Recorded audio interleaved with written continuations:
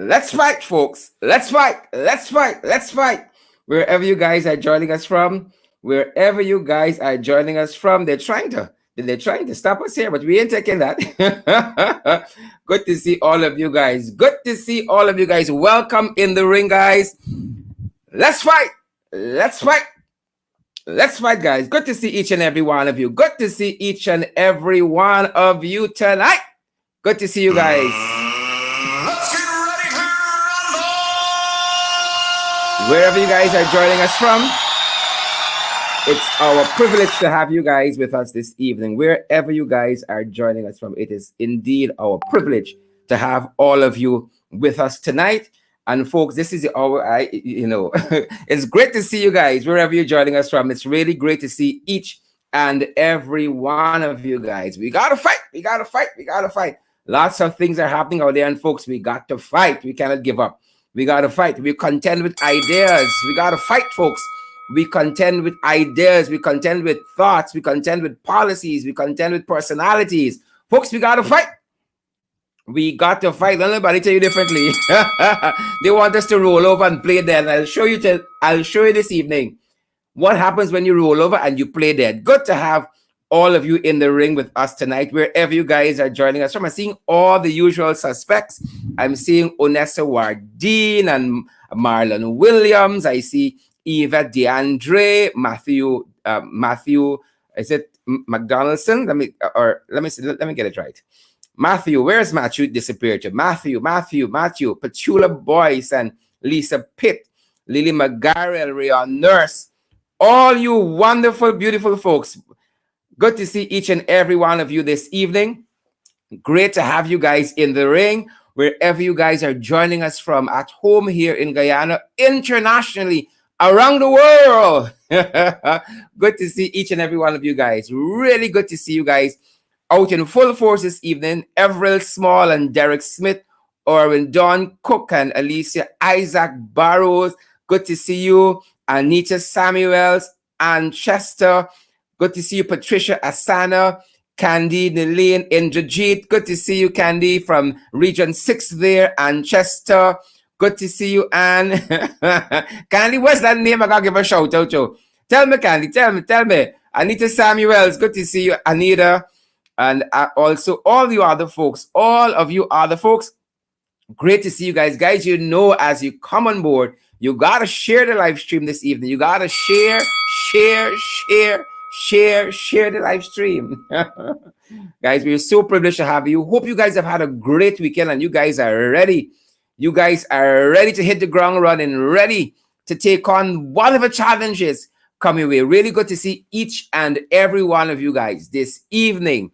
Great to see all of you. Whether you guys are joining us on Twitter, you're joining us on Facebook. Yes, you're all fast. Y'all on that blew up. You're all fast. Whether you're joining us on YouTube, guys, it's our privilege to have each and every one of you. Marsha Glasgow, Ebon Lamy, Donna Young. Good to see you, Donna. I see also Fian Marshall, Petal Brown, and I see going by so fast. Dacia Carter, Paul D'Angelo, Kenrick Vorwin, Tracy Smith. Good to see you there, Tracy. Felix, Joylyn Cook, Alexi, Ines. Good to see you there. Freddie James, Sharon Eastman, Deborah Sharona Lynch. Good to see you, Deborah. I see Audrey as well. Asani Bowman is in the house. Lisa Pitt is here too. Elderly Gilbert, LeBon Lammy, all of you wonderful folks. All of you wonderful folks. You know, I see Candy again, but I don't see what she's telling me. She says he's a big fan of yours. Let me see if I can find the comment that went before that, Candy. Candy, got to put everything in one, all in one. I see Glendon Tony's in the house as well. I see Claire Capel, Felix Walker, all you beautiful folks. Hazel Ramkin. I see Denise London Welchman is here with us. So great to have all of you. Honita Palmer, good to see you, Honita. I see June Chase as well as with us. And Lyndon Gill, all you fantastic people. Lyndon Gill joining us from New York City is in the house tonight. I see also Shawnette Halley and Lyndon Gill. Give our respects to all of those persons at your end. Respect commanders. Marlon Francois is with us. Angela McDonald, all of you beautiful folks. I see also, so Candy's telling me to give a shout to Marky. So big up, Marky, big up, enough respect and manners. Respect and manners, Marky. Marky. Candy friend, Candy associate, Candy acolyte, Marky. Enough respect. Guys, great to see you. Great to see you guys. You can't let nobody steal your joy. Let's fight. You got to protect your joy, protect your sanity in this country.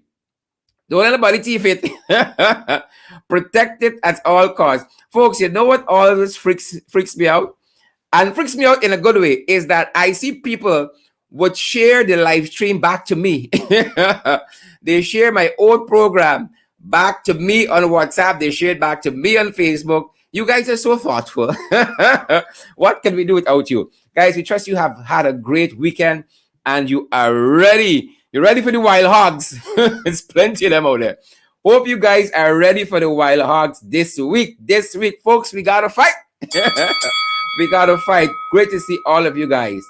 Great to see all of you guys. Folks, if you make yourself happy in this life, nobody can make you happy. If you depending on somebody else for your joy, your happiness, your well-being, you're in trouble. Morna Monroe, you're in trouble. Lynn Finance, Amanda Daniels, Jasmine Henry, Dion, Ayana, BB, fancy name, Mark Doris, good to see you as well, Mark. Natasha Joseph, I see Tamara Isaacs, good to see Tamara. Christina Thom Peters watching us from New York, good to see you, Christina. I see Naomi Morris is with us as well. I see Raquel Bob, Onessa Wardeen, Donna Liverpool, come on down. Good to see you, Donna. Folks, I'm going to jump into the housekeeping and then I'm going to come back and we're going to give some other folks a shout out. But let's get that out of the way while you guys grab your popcorn, you grab your Cokes, whatever else you're going to bring to your hand reach this evening. Let me get to the housekeeping very quickly. We get that out of the way and then we get right into see what's happening with the fight card. Let's see what's in the fight card. What issues, what personalities, what events are in the fight card, folks. But first, let us turn our attention to our housekeeping. As you know, we have been asking you guys to partner with us, to come on board and partner with us, help to grow our program, help to expand our program, help us to do what we do here even better and even in a more professional way. That is our dream. That is our desire, that we can do this in a greater, bigger, fantastic way, because y'all big and y'all fantastic. And that is what y'all deserve. So folks, come on board and partner with us for as little as $5 a month to as high as $20 a month. Not 20,000, 20, $5, $10, 15, 20 US dollars would help our project here to go a far way, our expansion project, our building out project to go so far. On the Cash App platform, it's the $ in the ring 592. At the Cash App platform, it's the $ in the ring 592. At PayPal, it's in the ring 592 at gmail.com. Again, at PayPal, that's in the ring 592 at Gmail. We're also available on MMG. That's the Guyanese Cash App version, if I can put it in that way. The MMG system, it's 627-6963 is the phone number you'd need for that. 627-6963. And any queries that you have, you can contact us on that number as well. Folks, we're also available at MoneyGram and Western Union. MoneyGram and Western Union. And again, any queries you have, any issues you have, any stories you have, any tips you have, 627-6963, that MMG number. You can WhatsApp that number as well. And we'd be glad to give you guidance on any of your concerns. That aside, folks, I want to get right to the hot topics, folks. We got to get back to the hot topics, which is now the fight card. So let's see. I'm ready to see what's happening on the fight card this evening, guys. It's Pashray Monday, as you know, and we are ready. We are ready for this fight. We are so ready, guys. Let's see who else has joined us, folks. As you come on board, and John, you gotta share the live stream. Good to see you there, Anne. And Anne is asking me to give a shout out to Desiree Simmons. Desiree, good to see you there. Welcome, Desiree, and also Sally Rodriguez Satar. Good to see you, Sally, and all the other folks. Sally and Anne.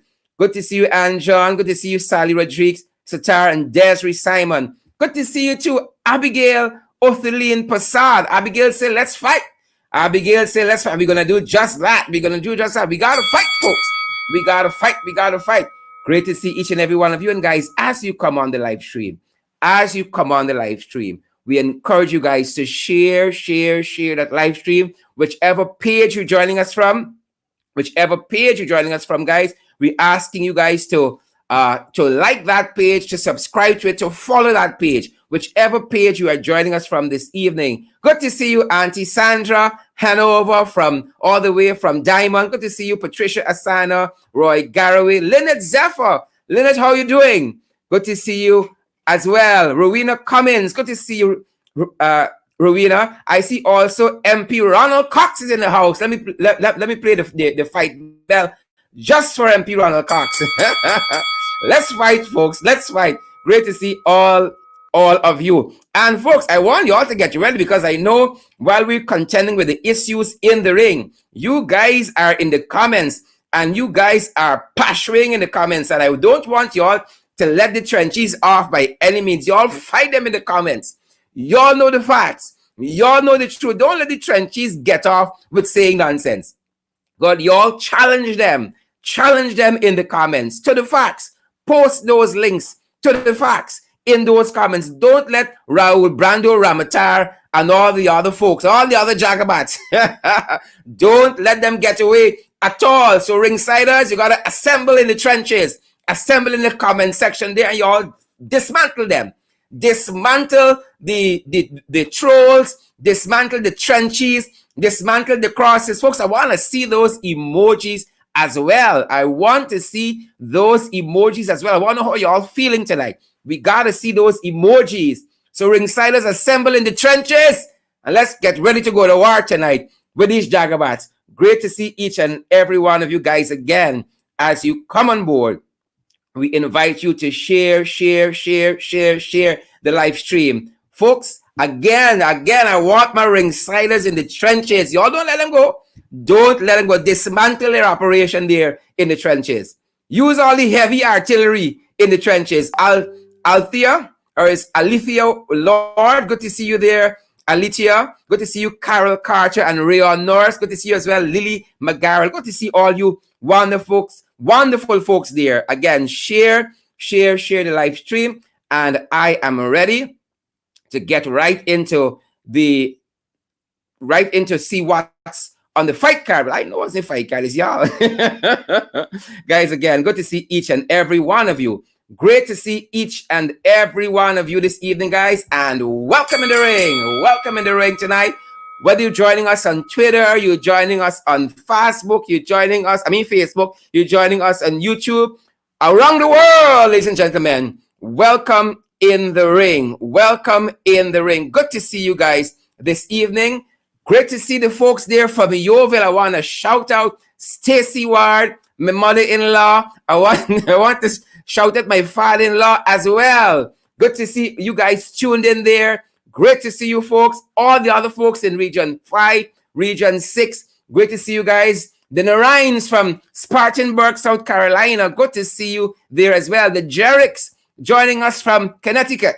Good to see you guys as well. Those folks joining us from Brooklyn, New York. Great to see each and every one of you guys. Good to see all of you, each and every one of you. Each and every one of you. It's our privilege to have all of you guys in the ring. And let's get to the fight card. Let's get to the fight card, folks.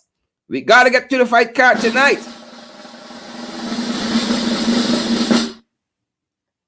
And we're ready to go.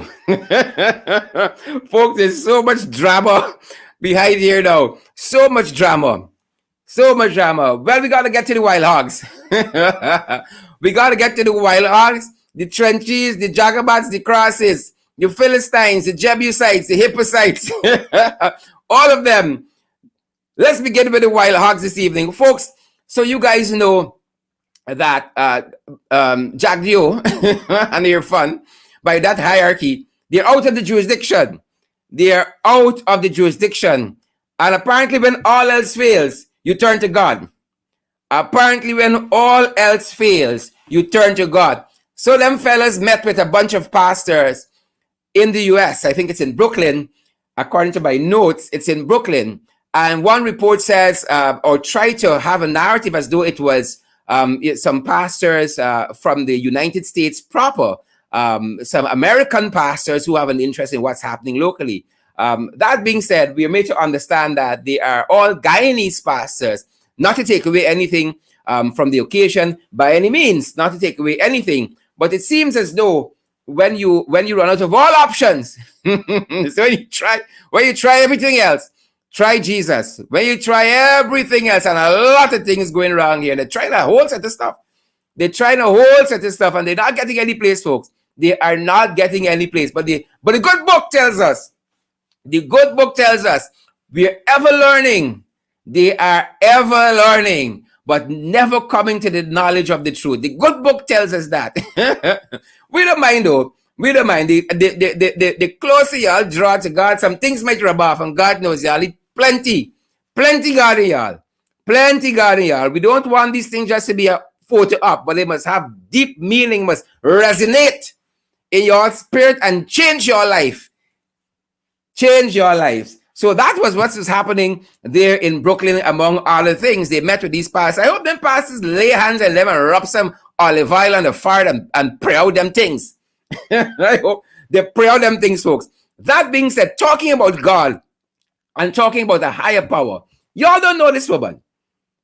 I spoke about her a couple nights ago, and at the height of the frenzy with the jingle, y'all remember that jingle that almost unseated this government? That jingle? Well, this woman is one of the persons who waded into the controversy. And I spoke about a letter she had written. And it didn't take long for God himself to deliver her into our hands. That's how the gods operate with the Philistines, you know. He delivers them into your hand.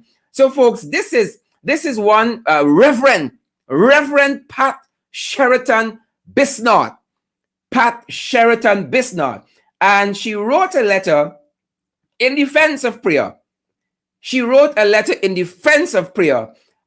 In that whole thing where that jingle was released, composed by Guyanese artists, some folks, that rhythm was very, very catchy there. And some folks took offense to it. It was part of a chant that the teachers union had when they protested the installed Minister of Education. And folks, again, I invite you guys as you come on board to share the live stream. So again, this is Reverend Pat Sheeratan-Bisnauth, and she had quite a few things to say a few days ago, condemning what she called was a reprehensible attack.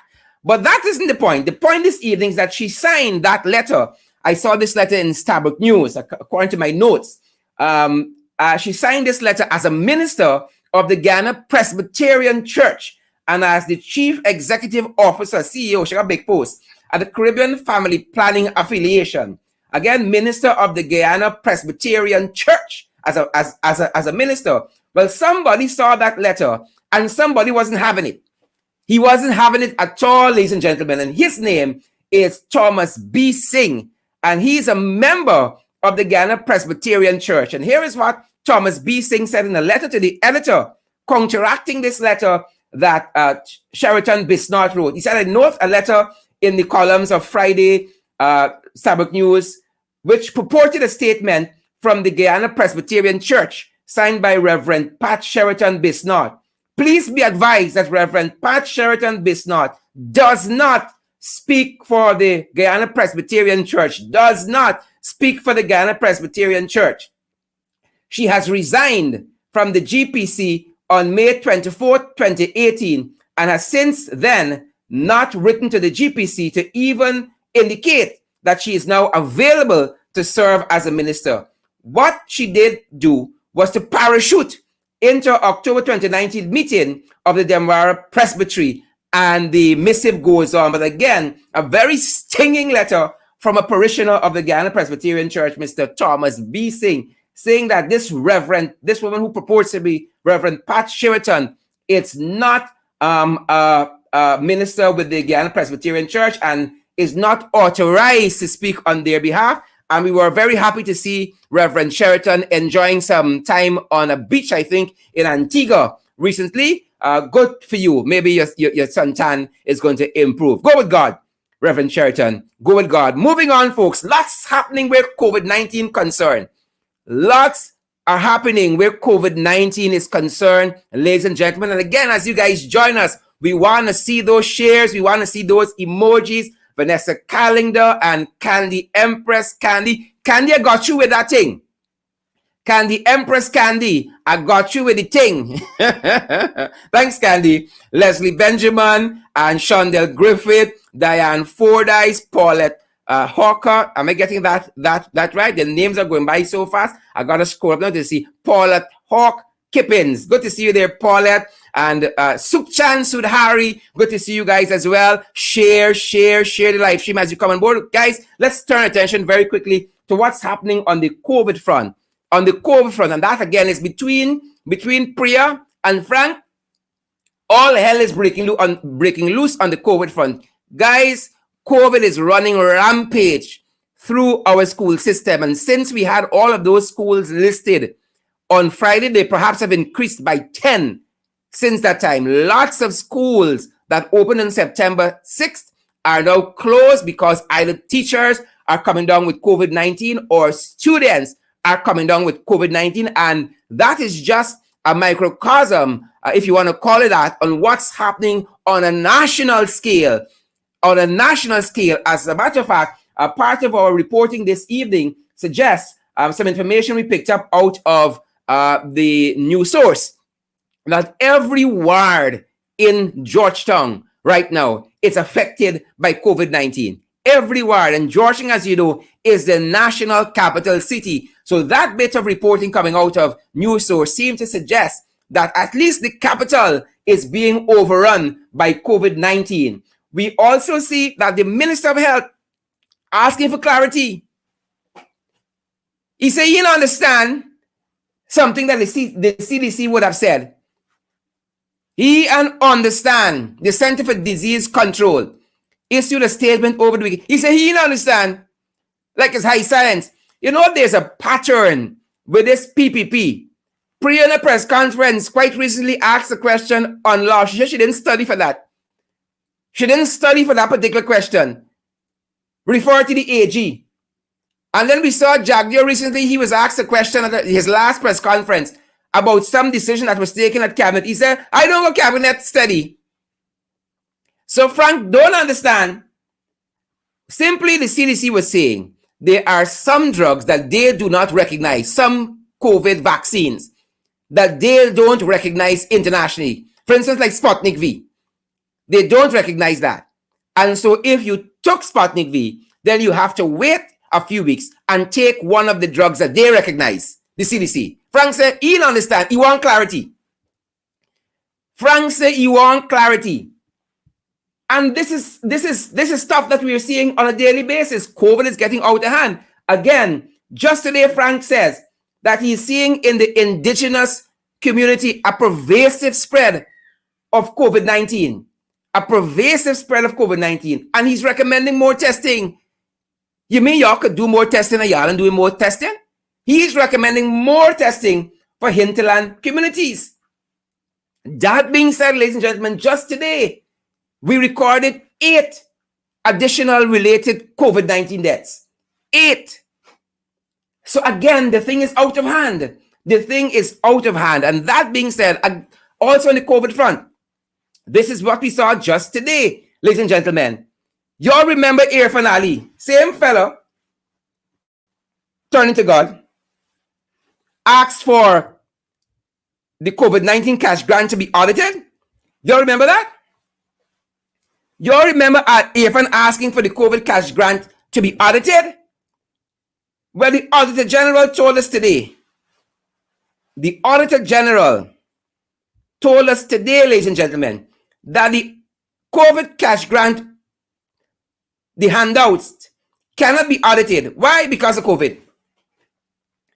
That's what he told us. COVID preventing the COVID cash grant audit. I guess if you have to find an excuse, if you had to find an excuse, that would be a good one. You know, if APNU AFC went in power, them cash grants are auditing. You all understand what is happening there. So we ain't buying that. But I guess if you have to find an excuse, any excuse would suffice. So COVID preventing the audit of the COVID cash grant distribution. Again, it's not a real place. Moving on, ladies and gentlemen. Folks are still being locked out. Folks are still being locked out. And today, just to give you a snapshot, we saw some places where people are being locked out. Teachers are being locked out. This is Linden. Teachers are being locked out. Yep. Teachers are being locked out because they refuse to take the vaccine. Their constitutional right. And the government said they don't have a mandatory vaccination policy. So that was Linden. We also see at Port Kaituma, folks are being locked out. At Port Kaituma. Yep. Folks, that being said, Gail Teixeira said, I do today. She said, I do. She took the vows. No, folks, she didn't get married. In actuality, she said, I will. Just to be accurate. She said, I will. Gail is now acting prime minister. Gail is now acting prime minister. And the information that we have suggests that Gail would be the oldest acting prime minister that we've ever had. The oldest acting prime minister we've ever had, which would put her somewhere around 90. Folks, when I was 13 years, Gail went to Parliament, 1992. 94 rather. I was 13. Gail said, I will today. Of course, taking charge now as prime minister. And finally, the prime minister will have work to do. Because we know Gail is doing the work all the time. We know it was Gail doing the work all the time. We know that. We wish her the best of luck. We ain't gonna say nothing but the pantsuit. I promise you. We ain't say nothing but the pantsuit. There's a lot that could be said. But we ain't say nothing. I will not say Gail is attempting to look like Hillary Clinton. I will not say that. I might be tempted to say it. I will not say it. I will not say this pantsuit look a little too big for Gail. That she business. I'm not going to say that. I'm not going to say Gail here look a little fancy today because it's a special day, but the other days you just don't know. I'm not going to say that. I'm not going to say it. I could say it, but I am not going to say it. Folks, what I want to turn your attention to next, I want you all to pay attention very, very clearly. My guest, I think, is standing by. I want you all to play. Yes, my guest is standing by in the green room. I want you all to pay careful attention and share the live stream. I'm going to go through this very, very quickly for you. Very, very quickly. You guys know that quite recently there was a strike. There was a strike at Albion. Cane cutter strike. Them guys said COVID make the can work every day in the week. The pay cut, but they can't take cutting pay right now. Things tight. That is what them boys say. Things tight. And so it caused a lot of people to wonder what happened to the teachers and their demands recently. And what happened to the public servants and their demands recently. Folks, I want to show you some uneven developments taking place in our country. Inequity, which gives you an insight into the real PPP. Folks, y'all better share this live stream. So let us start very quickly, ladies and gentlemen, with what happened when the frontline workers protested in September of 2020. The Jagabas had just come to office. Look what happened. So there was the protest in September. Ali started to downplay what was happening. Yep, that is what they did. They started to downplay what was happening with the frontline workers' protest. As a matter of fact, during that time, ladies and gentlemen, the frontline workers were complaining. They were asking, why is it that so much money going to GUYSUCO and they can't get, a raise of pay. They can get risk allowance. They can get so many other things, ladies and gentlemen. And here is what the installed Irfaan Ali said at that time. Here's what he said. They're saying that we're spending $5 billion on the reopening of sugar, and that is justification for their action. Where was the solidarity? Where was the solidarity when more than 7,000 sugar workers were sent home? What was the situation then? What was the situation then?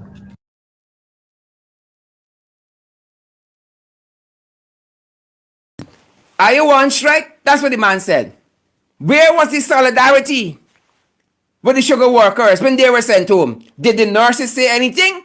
Y'all want protective equipment and risk allowance now? Where was the solidarity? That is what the man said. That being said, because of pressure that the union brought to bear, they ended up giving the frontline workers $200,000. Apologies there. They ended up giving them 2 weeks bonus. They ended up giving them 2 weeks bonus. I want to move on from there to show you what happened with the teacher strike. Let me show you very quickly, folks, what happened with the teacher strike recently. So on September 6th, the Ghana Teachers Union striked. Right? It was called on September 7th to be accurate. By September 13th, ladies and gentlemen, we saw that the ministry was saying, rather, by September 8th, we saw the ministry was saying that the strike was uncaring and unconscionable. The installed Minister of Education said that the strike was uncaring and unconscionable. We saw the Minister of Labor, the installed Minister of Labor, Joe Hamilton, he said the strike was illegal. There was no basis for it. This is the teachers' union strike. And then we saw quite recently that teachers' union strike was suspended so that the union can engage with the ministry, right? And the minister even went on to say, that she is not engaging any political union. That's what she said. She is not engaging any political union. That's what she said. And so, thus far, we haven't seen any real returns from that teacher strike as yet. We haven't seen any real returns from that teacher strike. But ladies and gentlemen, look what has transpired with sugar. Look what has transpired with GUYSUCO. I'm moving very fast for you guys this evening. Look what has transpired with GUYSUCO and sugar. So we know this, ladies and gentlemen. We know this. In March 2021, going very quickly for you folks, sugar workers received thousands of dollars as their weekly production incentive, the WPI. March 2021. March 2021. This is just this year. They received that as a bonus, their weekly production incentive, the WPI. By April, not contented, we saw sugar workers strike in April of this year. Right? The Minister of Agriculture, the installed Zulfikar Mustafa, he said there was no wage increase promised to sugar workers. No wage increase promised to sugar workers. 2 days later, Jagdeo stepped in and approved $200 million for sugar workers as a one-off payment. April this year.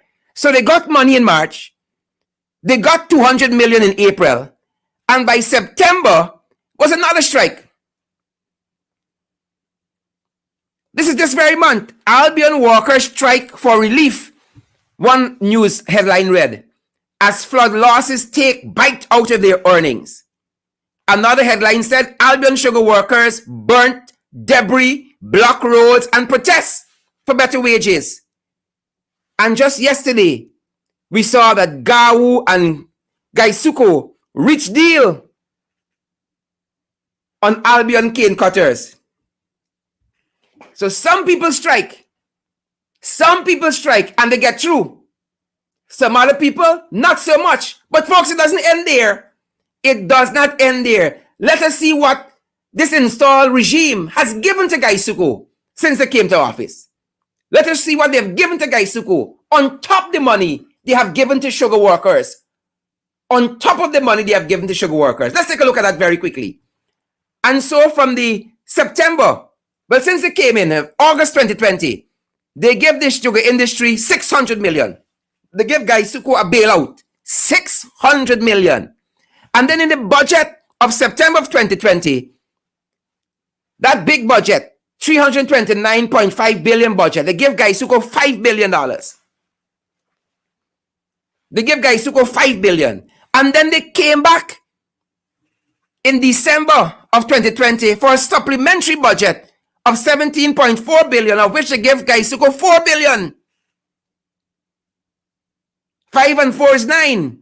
And then in the 2021 budget, what do they do? What did they do? They give GUYSUCO of the 383.1 billion for the national budget, they give GUYSUCO 2. They came back in June of this very year for a supplementary budget of 21.3 billion, of which they give GUYSUCO 1.5. So 9 and 2 is 11, and 1 is 12. $12.5 billion has gone to GUYSUCO already for capital works, on top of the money you strike and you get. On top of the money you strike and you get. Folks, y'all better share this live stream. Y'all better share this live stream. We told y'all in the ring, we do our homework here. And let me show you what they have done nationally. Remember, we've had 2 budgets, as I've showed you there. September of 2020, and we had one in February of 2021. Big budgets. Big budgets. Look what happened. For that September budget in 2020, there was no increase for public servants. No increase for public servants, even though the Public Service Ministry got $2 billion. There was no increase for public servants. And in that February budget of this very year, again, there was no announced increase for public servants. No announced increase, even though Jagdeo said in line item 6141, there was a $10 billion for revision of wages and salaries, and there was an increase for public servants in that. To date, there has been no increase for public servants. You know what they told us recently? In August, early August, they said there's a retroactive increase coming sometime before December. Sometime before December. Right? We want increased wages for our sugar workers, but we want increased wages across the board for all Guyanese workers. Whether you're in the private sector, we see where that minimum wage is staggering, and whether you're in the public sector, no increase for the last 2 budgets. And so people are asking, what is happening? And finally, before I have my guest on, we see a silliness that is happening as well. We see a stupidness that is happening. You got Coretta McDonald in the GTU, and I see people saying that Coretta should resign because you shouldn't be in a union and a member of parliament, a politician at the same time. You shouldn't be in a union and a politician at the same time. But the PPP got C-Paul Narayan, who's the president of GAU. The president of GAU, the Guyana Agricultural Workers Union. He's a member of parliament. He's a politician.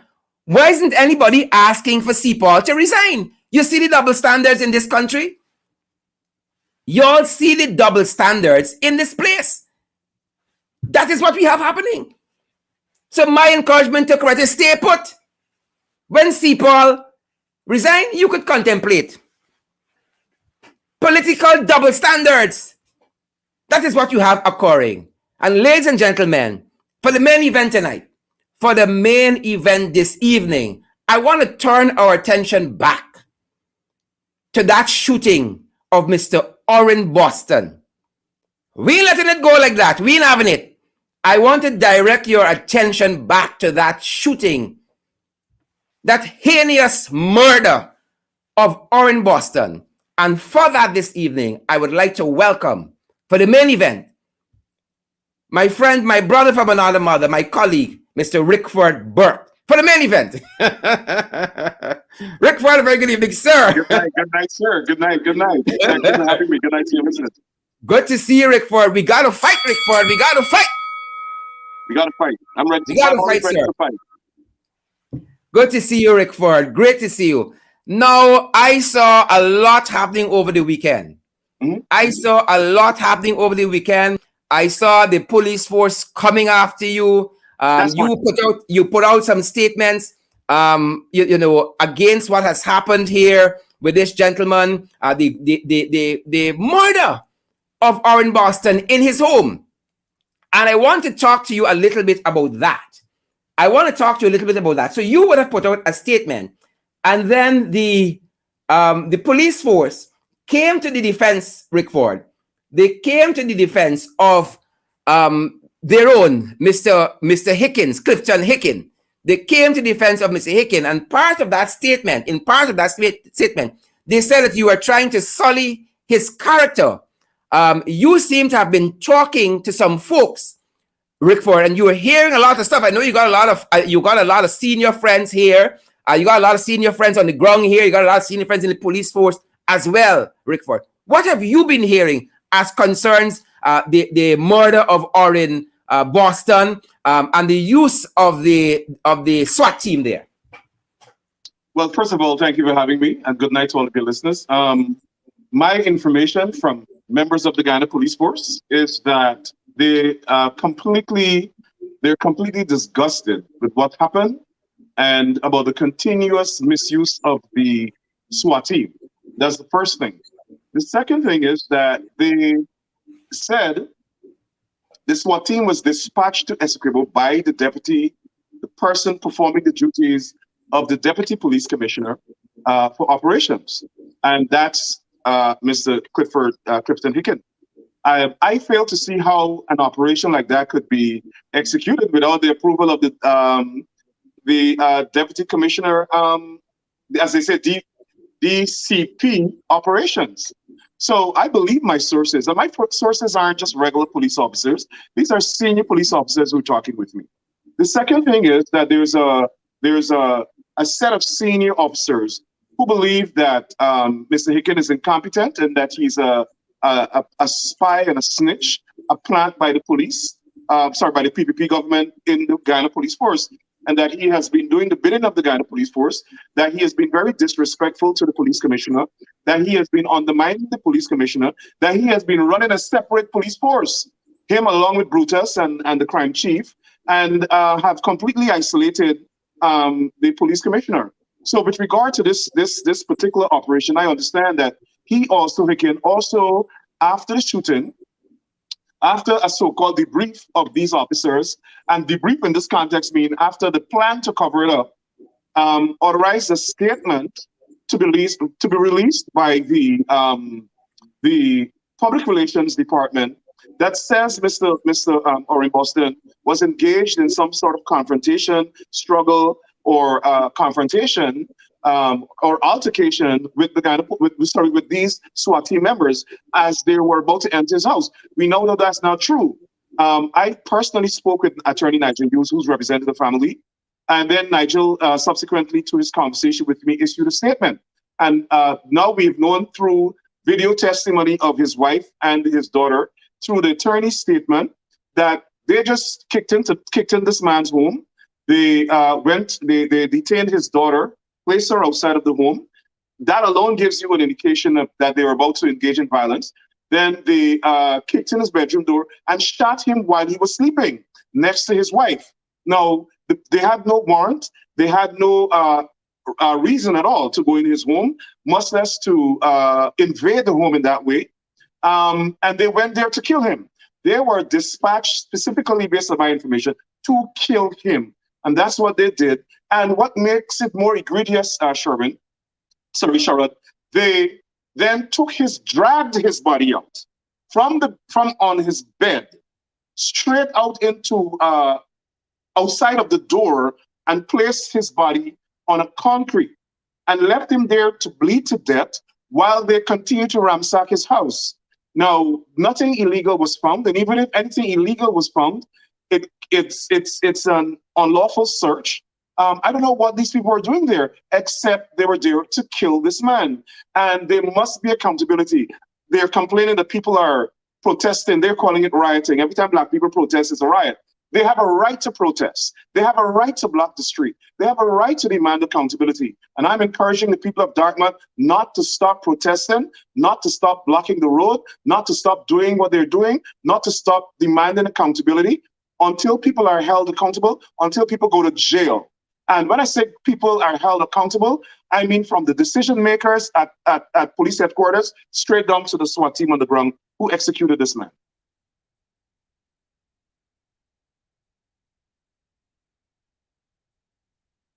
Sharon, I'm not hearing you. Apologies there. I want to go back to something you mentioned early on. You talked about two differing reports, two differing accounts. There's a police account that says there was a struggle between law enforcement officers and Mr. Boston. And then his wife said that nothing like that happened. He was awoken in his bed, shot in his bed, and died in his bed. Recently, over the weekend as well, there was another incident where a young man lost his life on a motorcycle. The police said that he came in contact with another vehicle. Subsequently, there was police force footage that shows the police force vehicle that he came into contact with. Why are we seeing all of this different reporting or reports in terms of how the police are conducting themselves? What is happening from what you are hearing, Rickford, in the Ghana police force currently? Well, what is happening is that the PNP government has given the police carte blanche authority to kill Black people, to kill African Guyanese, African Guyanese, to kill who they perceive to be their political enemies. And when they do it, they get away with it. And my contention is, unless something seriously happens, until citizens start to meet the police back with force, and I'm not encouraging it, but at some point in time, if the police force under the PUP always kills African Guyanese, and they get away with it. And I'm saying the people of Guyana must demand justice. The justice system in Guyana favors the PPP. The criminal justice system, they run it, and they're running the Guyana police force. And I want to make it very clear tonight, if there's no justice from the government, there's no accountability when police officers kill people and kill Black people in specific. And when their death squads have gone out there and killed people in the past, the Guyana police, the PPP government, this installed racist apartheid regime, from the time they were in government in 1992 to 2015, they've always allowed the police officers who engage in killing Black people to get away with it. And I'm saying to Guyanese, don't allow it to happen. If the international community is allowing them to get away with it, if the ABC ambassadors who are racist themselves are allowing the police force to get away with it and they're not condemning the human rights violations, then the people of Guyana must take justice into their own hands and demand accountability. Demand accountability, demand justice. Even if they have to effect citizens' arrest of these police officers, do it until the government can ensure that there's justice when police officers or rogue police officer, death squad members of the police force kill Black people. The people must ensure justice. That's my contention. Rickford, in all that you have said, there seems to be some truth there. That lengthy statement again that was issued by the police force. Yog Mahadio responding to it, he said, while not getting into the dispute between the GPF and another, the police force statement is a far cry from the truth in a few accounts. He says, don't laugh. This is serious. In another part of his statement, he said, it affects all of us and our future after a catastrophic and shameful past. Yes, and you know what? The fact that these people have the audacity to kill this young man and issue a mendacious statement, lie about it, lie that they rushed him to the hospital to receive medical attention, lie that there was a confrontation, and get away with it and share with Sherrod. Not one minister of the government, not the president, not the prime minister, not any of the Black ministers, not any of the human beings in this government have said one word. They don't care. They don't care. You know why? Because they see the police force as executing their enemies. They want to encourage it. They want to make sure that people are intimidated and scared of the Guyana police force. And that's why I think the people must fight back against the Guyana police force. I am not advocating violence, but I am saying there's a time and place in a nation when people's human rights are being trampled upon, when people are being abused, when law enforcement commit excesses. and the government encourages it, just like we see in the Arab Spring countries, just like we see in Algeria now, just like we see in Belarus, that's the reaction the people of Guyana must have. I don't understand why they are so passive and are allowing the police force to kill out citizens in the society just like that with no reaction. It is time the people of Guyana wake up and fight back against these injustices. Very well. Rickford, and with that, over the weekend, the Alliance for Change had a press conference, and they were contending with the way in which the SWAT team operated. It seems as though nobody in the police force knows who ordered the SWAT team to go to this house and to behave in the murderous manner in which they behave. It seemed mind-boggling. This is not a police force with 50,000 policemen and a SWAT team of 20,000. It's 12 men, including, they said, a senior officer who went as part of that SWAT team. And almost a week, 2 weeks later, we are yet to hear who gave the order. Why is it proving so difficult for such a small police force as ours to get to the bottom of this matter very, very quickly, expeditiously? Why is that? Well, they don't want to be held accountable, and they're lying. The leadership of the Guyana Police Force have no credibility. Everybody in Guyana knows that. And the image, credibility, and integrity of the Guyana Police Force went to zero once the PUP came into power. They want it like that. What? Because they want to put all the leaders against each other. Remember, they removed the entire leadership of the Guyana Police Force and installed Calvin Brutus, installed Clifford Hicken, installed Wendell Blenheim into the leadership of the Guyana Police Force. All of those men have very sordid history. All of them are currently under investigation. All of them have committed, based on the Police Service Commission, have committed infractions.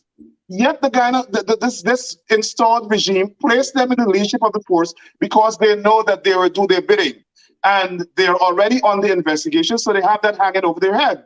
And so they will do whatever they direct them to do. I understand the Attorney General gives them instructions directly. The Minister of Home Affairs, Irfaan Jagdeo, Irfaan. So it's everybody giving them instructions. And I understand nobody goes through the police commissioner.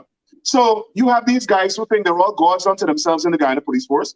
And second, they're all lying. Now, after the police issued its statement denying that it was Hicken who instructed or directed or deployed the SWAT team to Esquivel, a member of the Guyana Police Force sent me a clip of Hicken at a press conference, in an interview with Gordon Mosley, acknowledging that he is aware that the SWAT team was deployed. Now, he didn't say he instructed it. He said he was aware. He is the only person in the leadership of the police force who said that they were aware of the operation, of the operations of the SWAT team in Essequibo. The police commissioner didn't say whether or not he knows. The crime chief said he didn't know. And Hicken is the only one who's saying that he knew. Plus, he is the deputy police commissioner, DCP operations. An operation like that in the Guyana Police Force cannot go ahead without his either approval or involvement, or in a collective decision-making that includes him. The other thing is that I was told by senior members of the police force that Hicken himself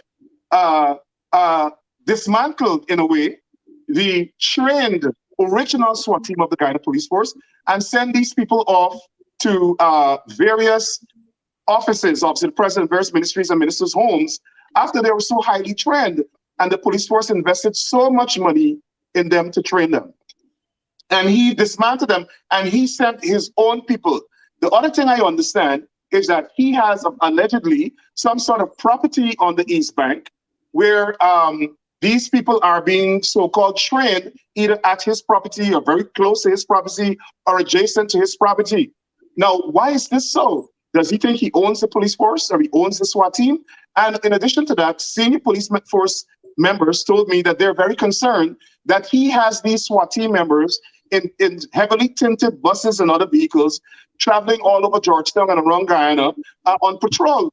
Now, that's not the proper use of a SWAT team. A SWAT team is a tactical force that is supposed to be deployed in situations where where they anticipate or there is extreme violence and there is a threat to public safety. That's not the purpose of the SWAT team that they use it for in Esquibo. And that's why they don't want to say who authorized it. My understanding, lastly, Sheeratan, my understanding is that PPP supporters in Escribo had complained to the president of Guyana about alleged noise nuisance and other things that this businessman allegedly was involved in, and that's why they executed him. And there must be accountability. I don't trust the Guyana Police Force. I join with all those who are calling for an international inquiry. The Guyana Force disqualified themselves from the time they issued a mendacious, dishonest, false statement. Very well said, Rickford. Before I go on to the other point, I want to let our viewers share our live stream. We want folks around the world to get this information. So take a minute and share. We want to see those emojis as well, folks. Ringsiders, we want to see those emojis. We want to see those shares. We got to get this information out there. Rickford, I want to pick up on that last statement. You talked about what is happening with the hierarchy of the police force. You talked about what might be even happening in government. And picking up on what the AFC said in that press conference over the weekend, there was a stinging editorial in Starbuck News. And I want to get your reaction to an aspect of it. The editorial says part of what the AFC said is a more disturbing claim to make. And that was the police headquarters was unaware of the deployment of the SWAT team. As such, as their statement said, this suggests political interference. This is Starbuck News editorial. This suggests political interference in the operations of the GPF. If true, it will account for the utter silence from the government, despite the fact that only recently President Irfaan Ali handed over 50 vehicles to the police force and spoke glibly about the strengthening of it and issuing body cameras, among other things, to its members. Your reaction?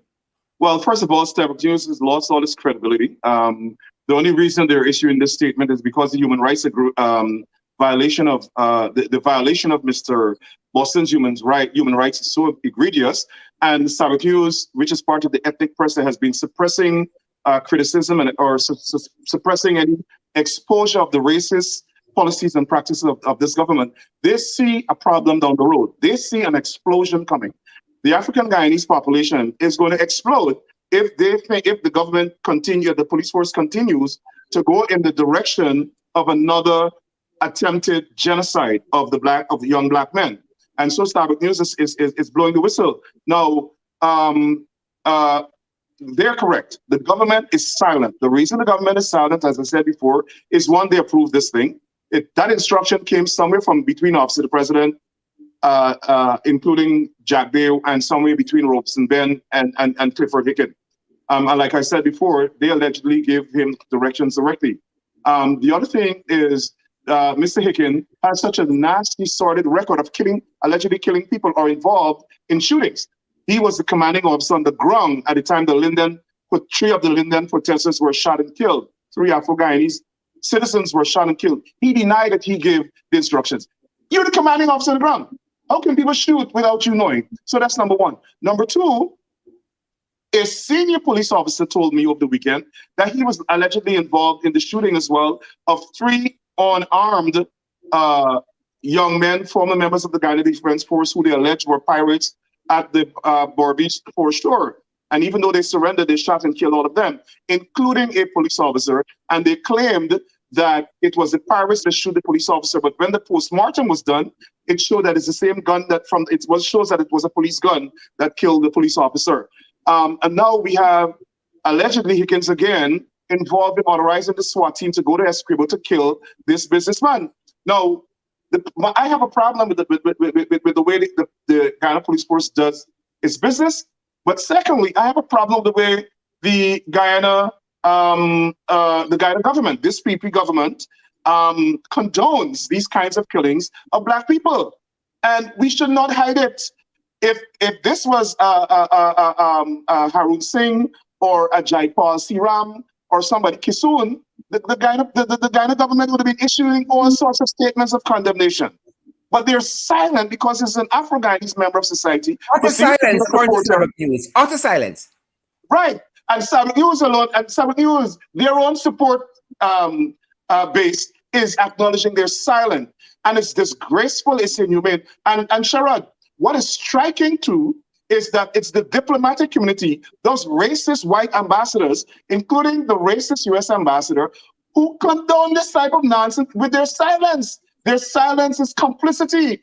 You would think if this was under the APNU AFC government, something so egregious happened, they would have said something.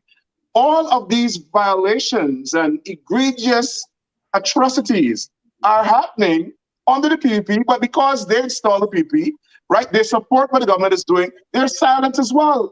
And I want to see the posture of this diplomatic corps when people in the country start to really react aggressively to this government. What they will do, I want to see the posture of the diplomatic community when people start striking back at police officers who kill people because they're not getting any justice. We want to see what they will say. I want to see what they will say now that we are being more affirmative and say, listen, if you can't get justice, the people of Guyana must find a way to demand justice, either by shutting the country down, either by blocking the streets, continue to protest. I posted a picture of the people in Algeria today. Everybody in the country has done tools. Businesses, schools, police officers, army officers, public servants, private sector workers, everybody, all of the people in the country done the tools today, and they are protesting and demanding the removal of the government. I hope that the people of Guyana get inspiration from the people of Algeria, Sharma. Rickford, I wanna quote perhaps the last bit from this editorial over the weekend here, because it made my skin crawl when I read it. And you know, folks, watch story here. As you all share this live stream, as you all tag a friend, share it to your profile, your page, share it to a friend's page, share it to WhatsApp. We want to see those emojis. Watch story here, Rickford.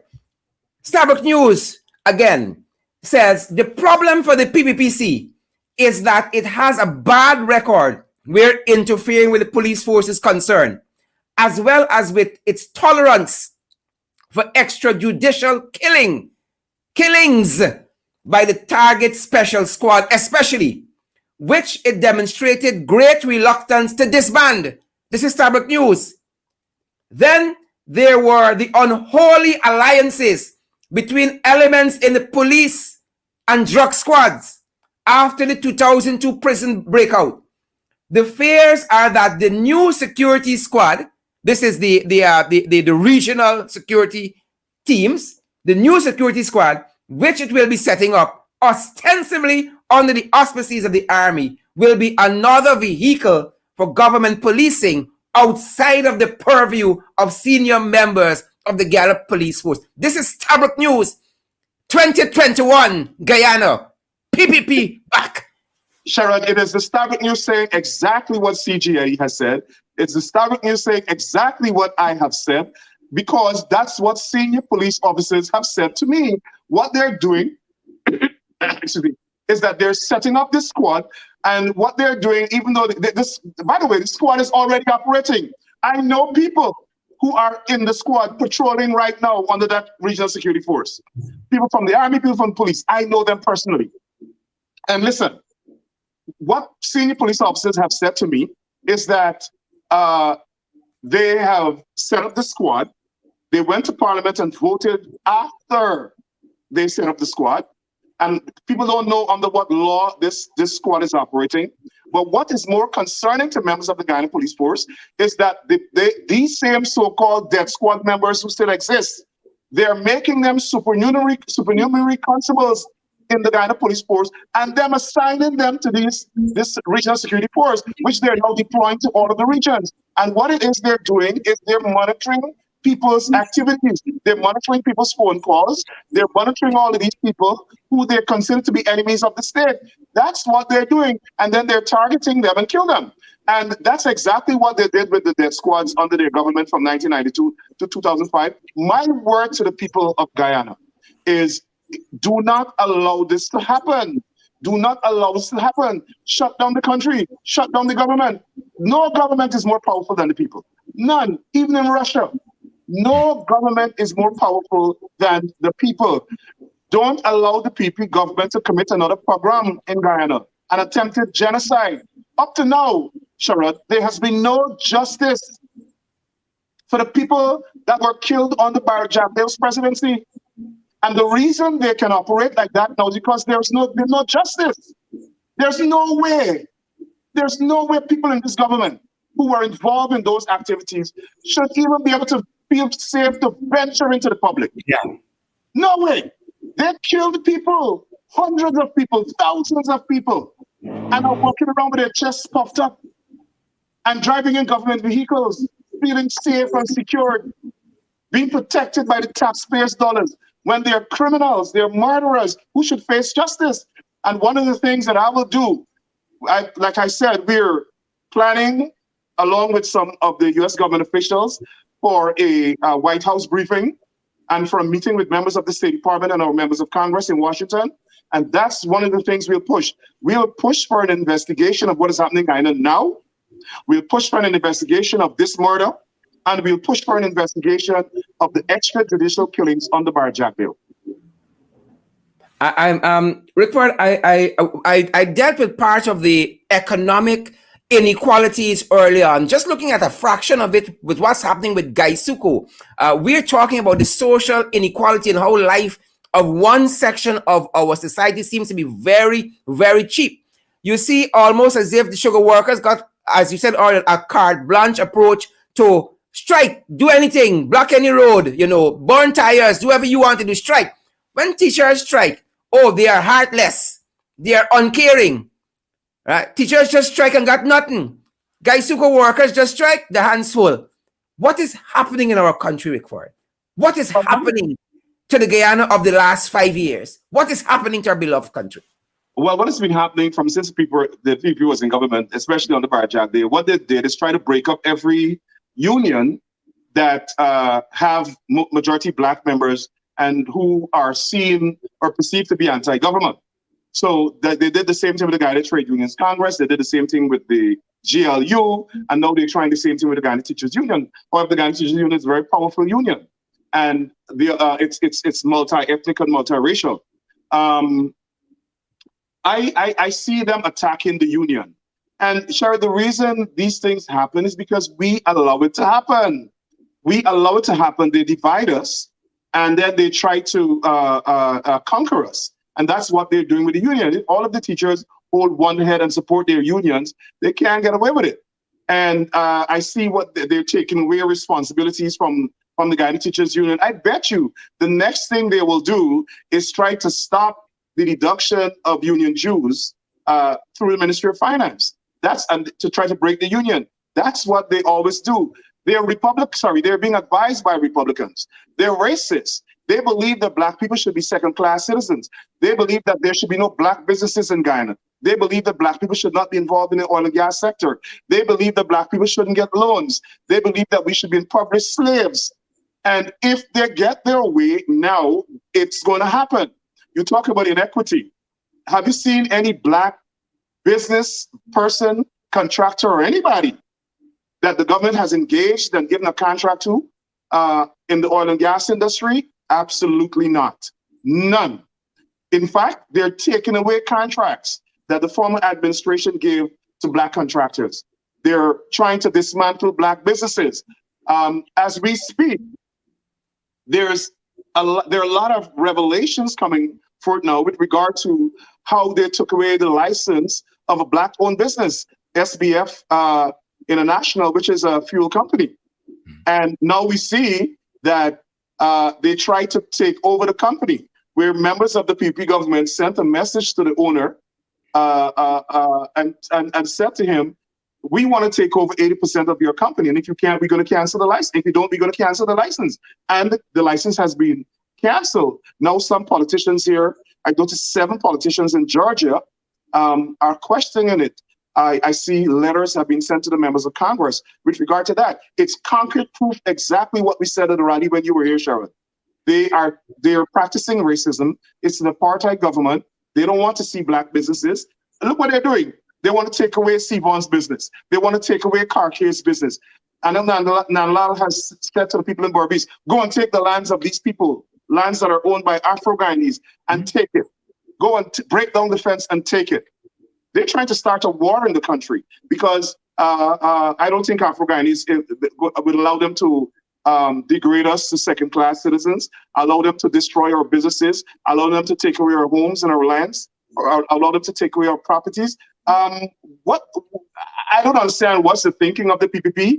I know that they are being advised by the Trump political advisors, but we want to tell them that Guyana is no Trump land.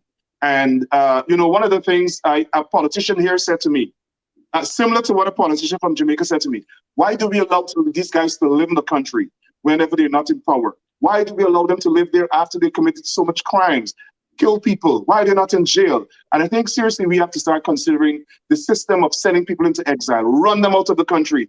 These people, this crop of PP government here, these people, this cabal here, should not be allowed to live in Guyana when they come out to power. Let them go and live in the Middle East or Pakistan. Yeah. Very well, Rickford. Rickford, finally, having said all of that, the wife of her in Boston over this weekend, Mrs. Fiona Boston, she says she wants the killer jailed. She said, it's not easy seeing my daughter who witnessed everything. She says she wants to see the killer behind bars. This is an account according to Village Voice, and folks should buy that paper over the weekend. Rickford, will she ever get justice? The police talked about leaving no stone unturned. They talked about that for the Henry boys and Harris Singh. Will she ever get justice? No. I am afraid that nothing will come out of this investigation. I said the same thing with the Henry boys. Listen, the government knows why this team was deployed to Essequibo. They went there that night to kill Mr. Boston, and my heart goes out to his wife and his family. These people are heartless. This government, the PP, is a heartless party. They have not even expressed condolences to this woman. This woman has to bury her husband. Her child is left without a father. And no one in this government, not even the prime minister, not even any of the black ministers, right, have the decency, have the humanity to reach out to this family and express condolences. You're not sanctioning anything. You're not taking anybody's side. It is a human, decent, moral thing to do, which is to express condolences to people who've died. That's the part of the responsibility of public office, of public officials.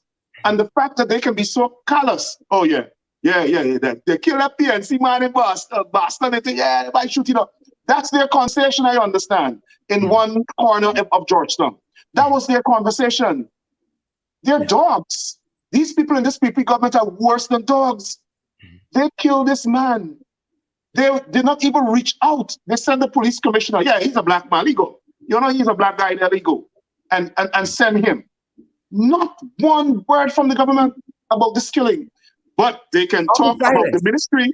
The Ministry of Home Affairs issue a statement saying, oh, they want them to desist from protesting. Yeah. That's so. But once again, I want to express my condolences on behalf of CGID, on behalf of Gore, on behalf of all the leaders in the diaspora. We send our condolences, our deep sympathy and regret for the death of Mr. Boston, and we recognize his humanity. We recognize that he's a human being. We recognize that this should not have happened. We want to apologize to them on behalf of the Guyanese diaspora that they have to go through this suffering. And we want to say to them that we stand with them and we will fight for justice alongside them.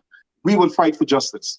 Yeah, very well, very well. Rickford, I want to thank you for spending this time with us this evening. I know you're a busy fella, and I really want to thank you for taking some time out your schedule and to bring some clarity to this matter from your end. I think that diaspora perspective. Can I say something? Can I say something finally? So the installed president and the installed vice president, they're in New York. And two things. First of all, they invited some Afro-Guyanese, because, they like to take pictures to show that they like black people so much. They invited some Afro-Guyanese people to come and Guyanese nationals to come meet with them at the UN. But hear what? These are people we've never known. We've never seen them anywhere in the diaspora. And they had a secret meeting. They claim that some of these people are from Brooklyn. We've never seen them. But hear what? We understand that they paid them. They give them incentives to come meet with Jagdeo. Wow. And second, I understand they have a second meeting coming up sometime either Wednesday or Thursday. And they told the people they're scared of Rickford Burke and Gore and CGID, so they can't disclose the location of the meeting. They will pick them up and take them to the meeting. So they intend to kidnap these people from the diaspora to meet with Jagdeo and But you know, Rickford, we understand photo ops when we see them. They had a big thing here for people from the diaspora. They want to engage for development.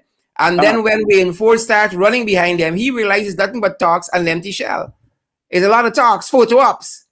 Well, Rainford has to understand that he has to know his place. He's black. These development projects are not for him. They're not for black people. Photo ops are really for black people. That's the peace policy.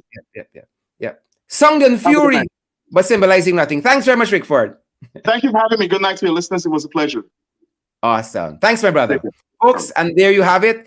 Rickford Burke, the president of CGID, the Caribbean Guyana Institute for Democracy. They're based in Brooklyn, New York, and have a lot of chapters other places. And always a privilege of having Rickford in the ring. Again, it's so important for us to have that wide view out there of what is happening. Sometimes we get bogged down in the minutia, but to have that broad sweep of their take of what's happening locally is tremendously important.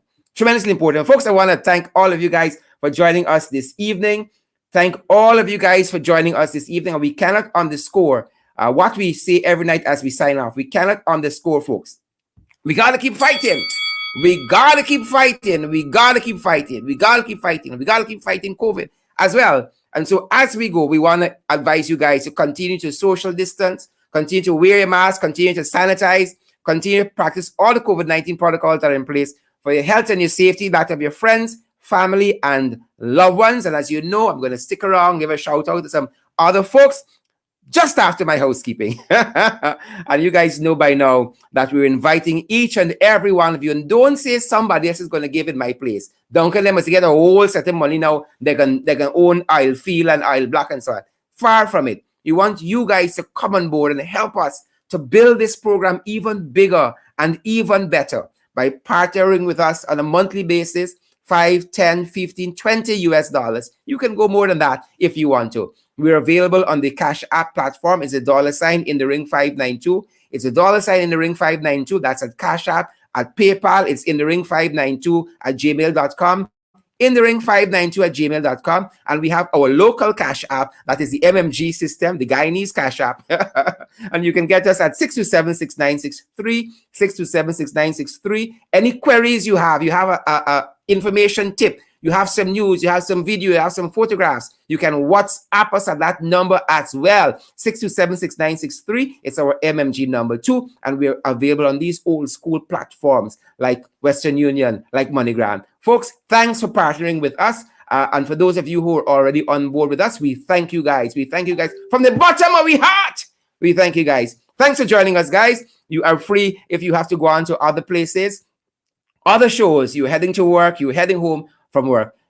You are free to go, folks. We're going to stick around and give some shout outs to some other folks just before we leave. Good to see each and every one of you again. And thanks for joining us in the ring. We got to fight, folks. We got to fight. We got to fight. Again, let me give some shout out to a few folks who are still with us. And why don't I start with, let me see. Give me a second to get my bearings here. And let me give some folks a shout out. Give you guys a shout out. Good to see you guys. Some folks saying that the show was great this evening. Thanks for your kind words. You guys are so thoughtful. Thank you for your kind words there. Yeah. So let me start with some folks. I saw a name early on. I want to start with. Let me say good night to Gail Allicock. Gail Allicock. Gail Allicock. Gail Allicock. Good evening to you, Gail. Good evening to Elizabeth Norine. Good evening to Raymond Norine there in Spartanburg, South Carolina, and Antonia, and Ariane, and Lizelle, and Amara, and Alicia. Good night to all the cousins and the grandbabies, everybody. Good night to all of you. Good night to Yvette. Good night to Yvette Jarek there in Connecticut. Good night to Yvette. Good night to Rickford and his entire family circle there in Brooklyn, New York. All the folks from the CGID who hosted us a couple weeks ago and made us feel so special. Good night to each and every one of you. Good night to Claire Alexis Richmond. Good night to you, Claire and Clive Jackson, Royston Wilson, joining us in the suburbs. Royston is joining us on YouTube. Good to see you there, Royston. Roseanne Princess, good to see you, Roseanne. And Rayon Nurse, good to see you, Rayon, as well. Let me see who else we have here. I see Paulette Devonish. Come on down. Come on down, Paulette. Come on down. Y'all like nonsense, no? Good to see you, Clive Jackson, as well. All you fantastic folks. Coretta Millington. That's my squaddy. Coretta Millington. Great to see you, Coretta. Alison Martinez. Good to see you, Alison. Warnella Garnett. Good to see you there. Teresa.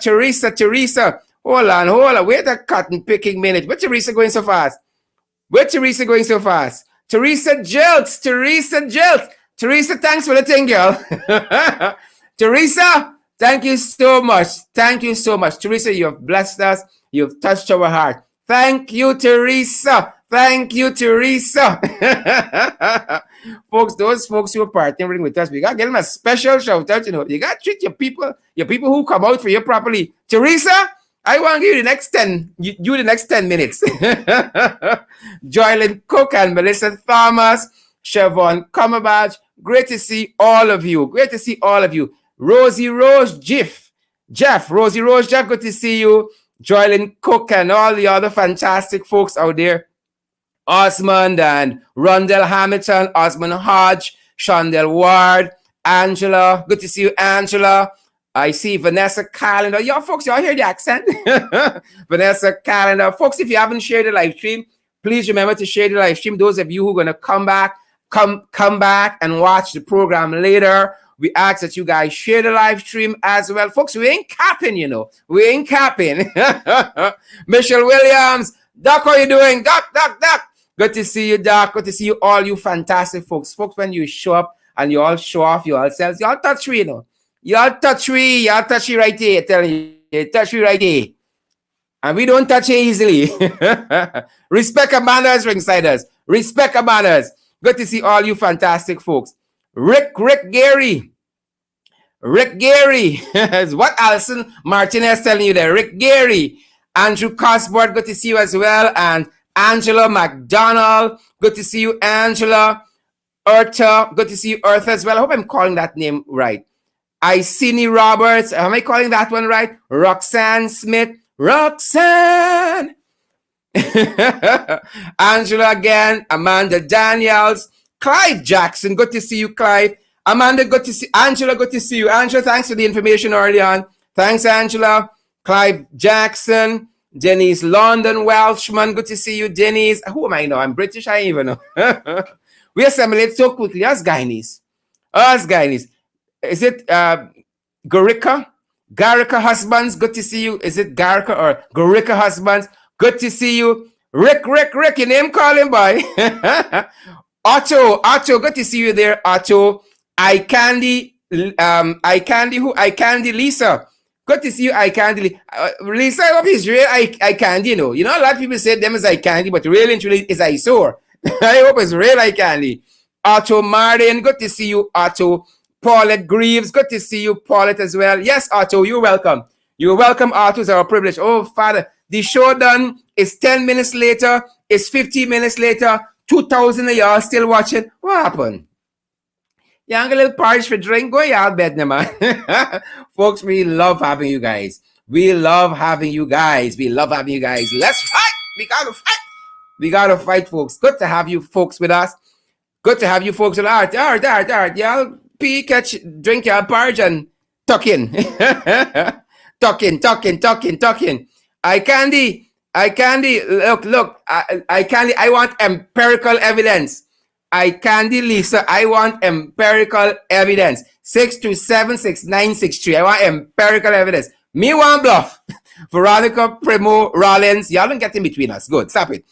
Veronica Primo Rollins, good to see you there. Good to see you, all of you folks. Thanks for joining us this evening, folks. That's it. Is it Andai or is it Adei Bacchus?